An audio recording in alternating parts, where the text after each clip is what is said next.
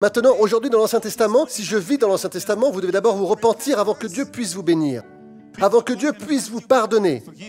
Mais sous la grâce, Dieu te pardonne déjà.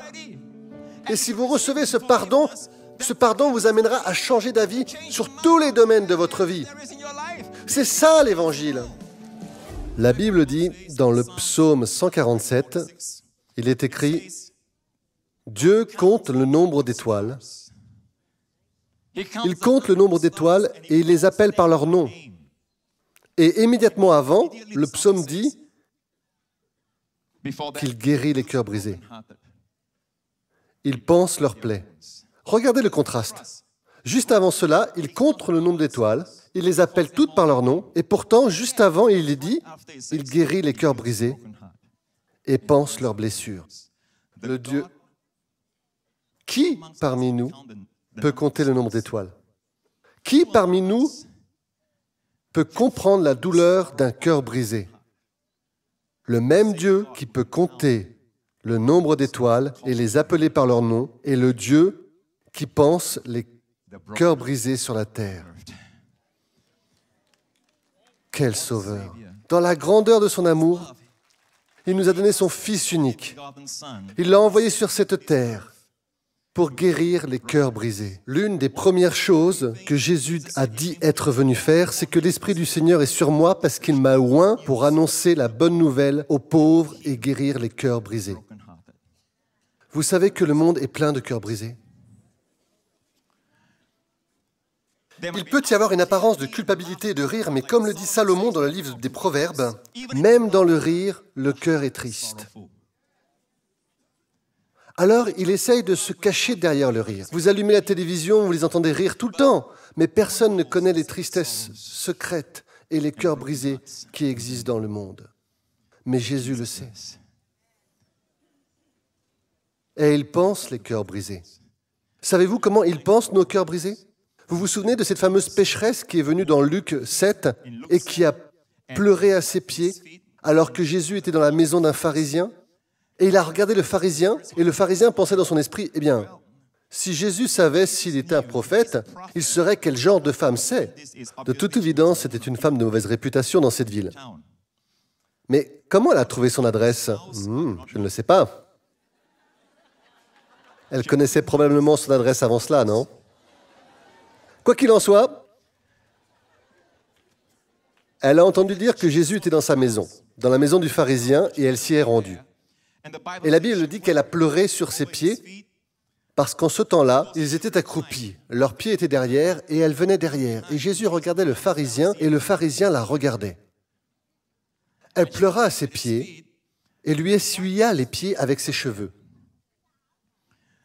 Puis Jésus a regardé le pharisien et a su ce qu'il pensait. S'il était prophète, il serait quel genre de femme c'est? Et Jésus dit, Simon, c'était le nom du pharisien, j'ai quelque chose à te dire.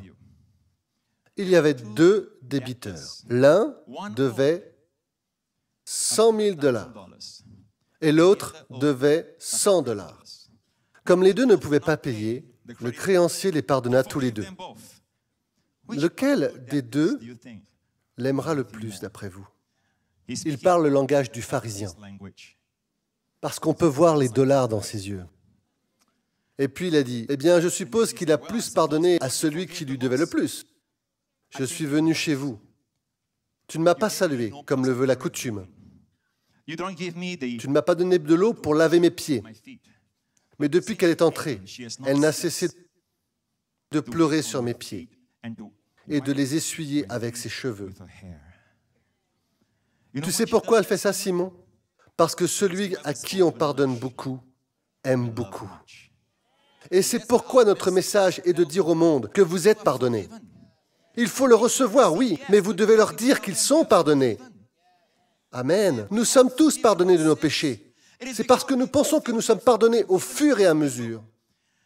Nous sommes pardonnés quand nous nous repentons. Maintenant, aujourd'hui, dans l'Ancien Testament, si je vis dans l'Ancien Testament, vous devez d'abord vous repentir avant que Dieu puisse vous bénir, avant que Dieu puisse vous pardonner. Mais sous la grâce, Dieu te pardonne déjà. Et si vous recevez ce pardon vous amènera à changer d'avis sur tous les domaines de votre vie. C'est ça l'Évangile.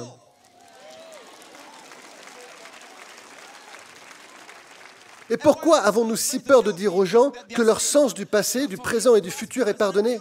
Ils ont peur. Parce que nous pensons que nous prêchons un message qui dit aux gens que leurs péchés sont pardonnés. Au fait, Matt, la mauvaise pensée que tu viens d'avoir à mon égard est pardonnée. La pire pensée que vous avez eue à l'instant est pardonnée. Quel soulagement quand vous vivez votre vie non plus introspective et occupée par vous-même, mais occupée par le Christ. Quelle vie! Vous manquez à votre parole de pensée, en effet, vous ne prophétisez pas. Et certaines personnes n'aiment pas entendre cela. Mais écoutez, il n'y a pas de perfection sans faille. Vous êtes juste aux yeux de Dieu. Mais vous n'êtes pas votre propre justice, c'est un don. Dieu te voit juste, mais par toi-même, tu échoueras toujours. Et vous avez besoin de savoir que vous êtes pardonné. Quand une mauvaise pensée vous vient, dites simplement « Merci Seigneur, je suis pardonné ». Quand vous l'adorez, qu'une mauvaise pensée vous vient, vous n'avez pas à mettre vos mains et vous asseoir et confesser, confesser, confesser. Vous dites juste « Merci Seigneur, je suis pardonné » et vous continuez à l'adorer. Shalom, j'espère que vous avez aimé cette vidéo. Abonnez-vous pour ne pas rater nos programmes. Merci de faire partie de notre famille TBN. Que Dieu vous bénisse. Shalom de Jérusalem.